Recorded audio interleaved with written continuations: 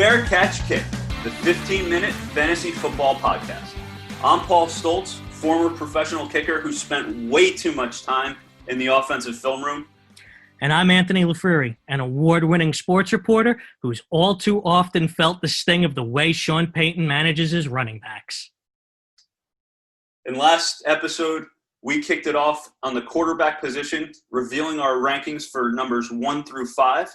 This week, we're going to take a more holistic look at the quarterback position, hitting first with rapid-fire 6 through 10 rankings, then going over our value players, our sleeper quarterbacks, and ending with a few questions on our individual perspectives on draft strategy. Real quick, if you haven't already done so, please hit that subscribe button on YouTube. Also check us out at fckpodcast.com or at fckpodcast on Twitter or on Instagram. All right, great stuff, Paul. Today we're going to talk about our quarterbacks 6 through 10. But before we get to that, it just broke as we're recording this. I don't know if you've seen it, Paul, but Damian Williams, running back on the Chiefs, has decided to opt out of the season due to COVID concerns. Really? Yeah. Now, for people that are a little unaware, that's the competition of Clyde Edwards-Helaire at running back, and that is Paul's boy. So, Paul, what's your opinion on that? Where do you see Clyde going from here? So this must have, did this just break?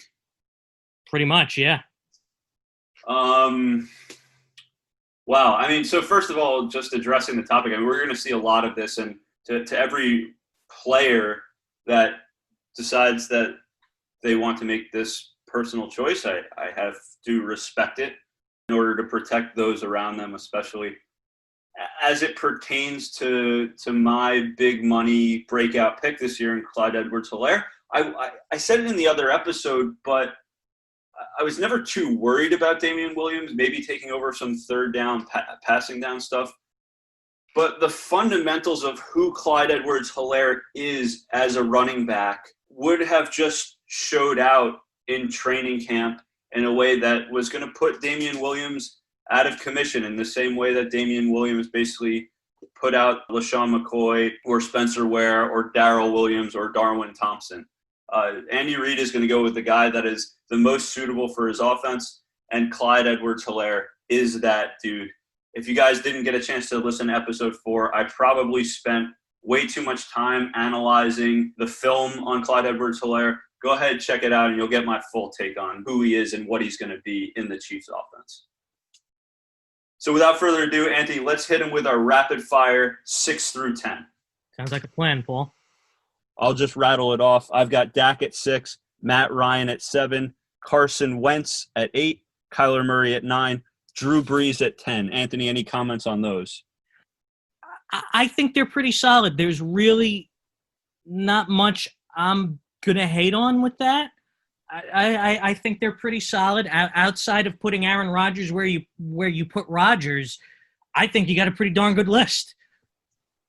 So the one thing I think is interesting on Drew Brees, who you noticed I snuck in at 10, he was 5th in touchdowns thrown, and he only played 11 games last year.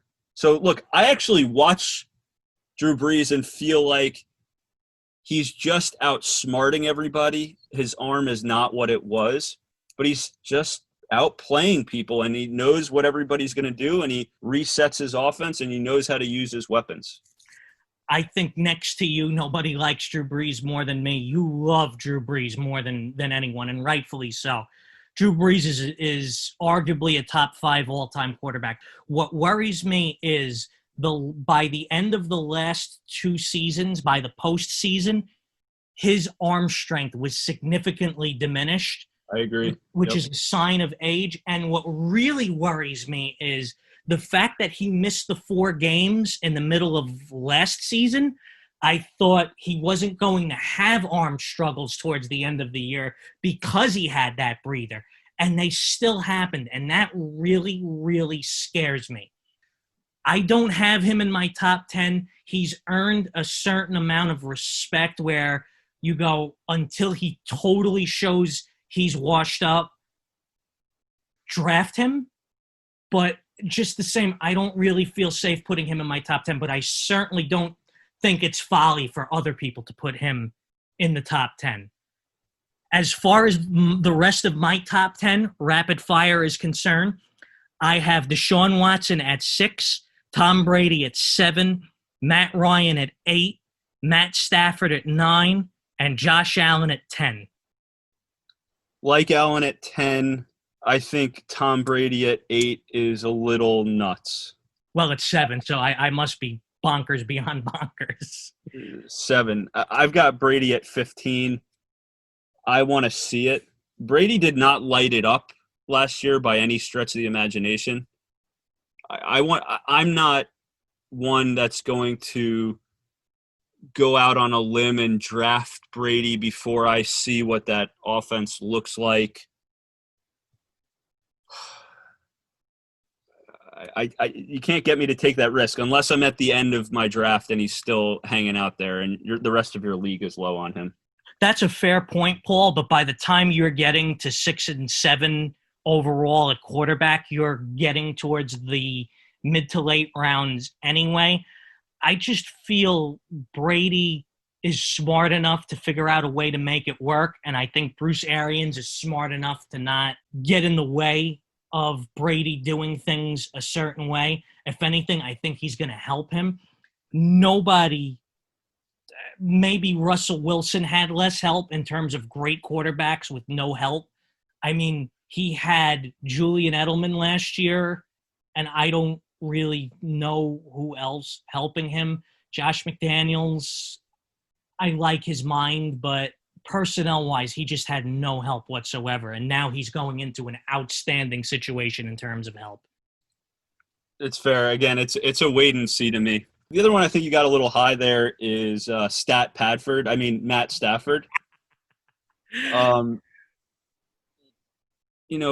He's always hurt, so there's a risk in drafting him. When you rank him at 8, you're saying that you're going to draft him as your number 1 quarterback. I love drafting Matt Stafford because of his ability to pad stats because the Lions are always down at the end of a game.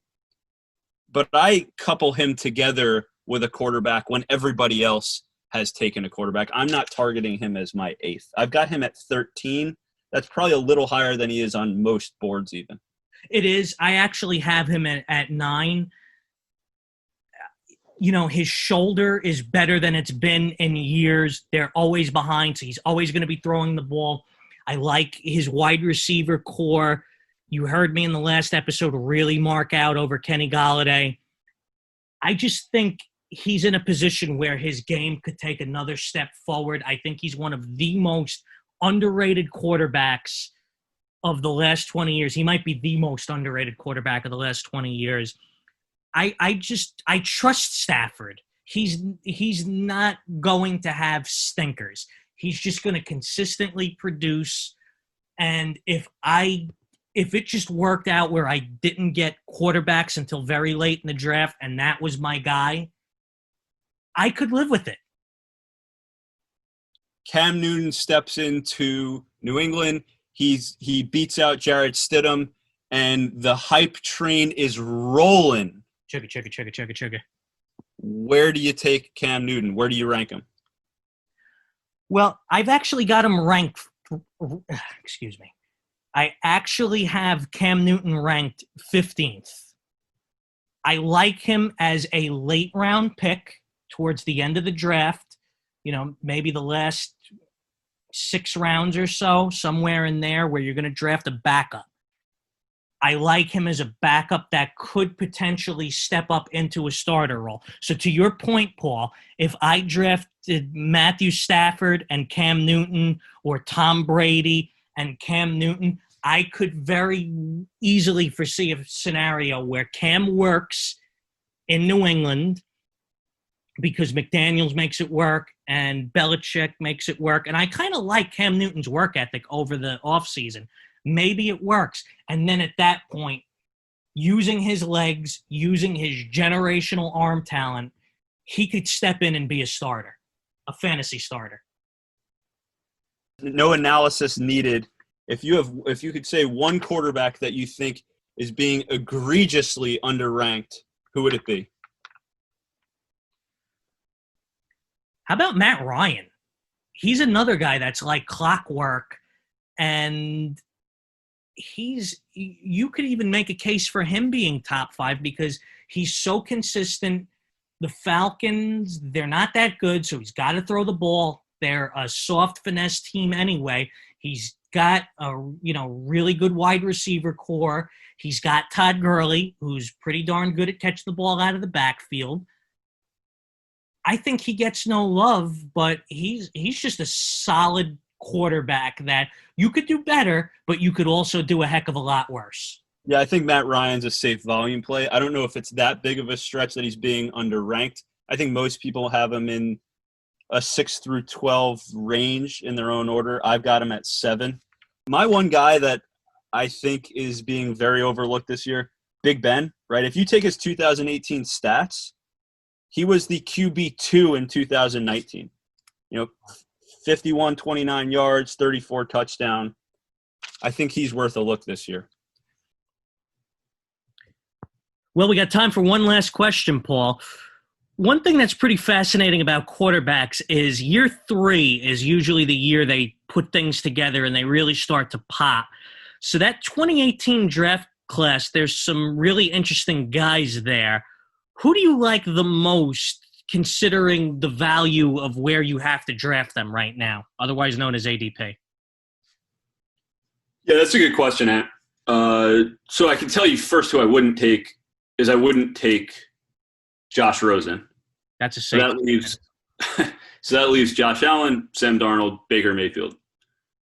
Josh Allen, I would first say he's got that 2-for-1 ability that we discussed with Lamar Jackson. He actually had 9 touchdowns on the ground last year, which was 2 more than Lamar. He was up 6% from a completion percentage standpoint, so we can see he's making progress as a thrower. He's still a little erratic, got the best arm talent out of those guys. Baker's in the best situation. Talked about it before. They finally solidified that offensive line. And then with Darnold, to me, he's clearly the most talented pure quarterback of that class. I watched a little film on him, and he's the only one of the 3, call it the 4, even the 5 if you want to include Mason Rudolph. He's the only one that actually goes through his progression every single time.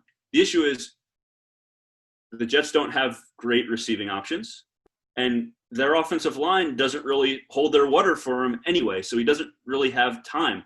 The hope is Mekhi Becton solidifies the line a little bit for him, their first-round draft pick, but that's still to be seen. The one thing I'll give Sam Darnold real quick is his last 8 games last year, I don't think people are giving him enough credit for. 6-2, 15 touchdowns, 4 picks. Not bad, right? So we're really choosing between highest floor, best situation, and most talented. And in fantasy football, I always go highest floor. Give me the guy that's going to definitely put up the points every week. I'll go Josh Allen out of those 3. How about you? I'm really tempted to take Colin Cowherd's son, Sam Darnold. I loved him coming out of college. He's Troy Aikman approved as of the combine, and I trust Troy Aikman when it comes to quarterbacks. That being said, when a quarterback can run, it just makes them a much safer play. I remember a bunch of years ago, I had Terrell Pryor when he was quarterbacking the Raiders, and he was worth it because he'd get 50 yards rushing a game. So I'll go with Allen. Who do you think of all the quarterbacks is going to have the biggest, let's call it regression year? Well, I might be cheating a bit when I say this because I don't know how fantasy relevant he was anyway, but I'm just piggybacking off that hot playoff run, and that's Ryan Tannehill. I think that whole Tennessee team, I've said it before, I'll say it again, they caught lightning in a bottle. They've got film on them now. They know Tannehill's tendencies. I don't know. Talented, yes, but he's never really found a way to put it together. And I just worry he's going to go back to being like that lower end real life starting quarterback / a guy that you're not even going to consider for your fantasy lineup. Yeah, that's not a bad one. He's got some athleticism and can go run a little bit, but he is the consummate game manager. How good was his season last year? Mediocre. But for us to sit here and say he's got a shot at being a top 20, I'm in line with you there. My guy for biggest regression is Phillip Rivers. I'm no longer a believer. His arm was totally dead last year. He's going to a situation with a better offensive line in Indy, which I think is one of the 2 best in the league now. But I have to say, the best, in my opinion, and other experts who watch film share this opinion, Keenan Allen is the single best route runner in the NFL. Love Keenan Allen. So underrated. Absolutely. You go to an offense in Indy where when we see T.Y. Hilton, their best receiver, who's a legit number 1, be dominant, it's when he goes downfield. And Indy's offense is not a great timing pass offense, right? They don't have great slot guys. Like Zach Pascal, he's a hit and miss. It's not a Phillip Rivers type system. I like him for a big regression. I unfortunately think this is going to be the last year you see him play in his career. Well, he's already got that deal to coach at that high school, and I didn't get to catch a lot of West Coast games last year, but if what you're saying is true, and I believe you about his arm strength being kaput, then yeah, definitely stay away from Rivers. Awesome. Good stuff, Ant. Well, everyone, that's it for episode 6. Join us next time, episode 7. We're going to go over what we call our tattoo guys. We're betting our fantasy football lives on them. Real quick, if you didn't get to subscribe, please hit that subscribe button. Hit us up on Instagram at FCK Podcast and our website, fckpodcast.com. Thanks so much, everyone.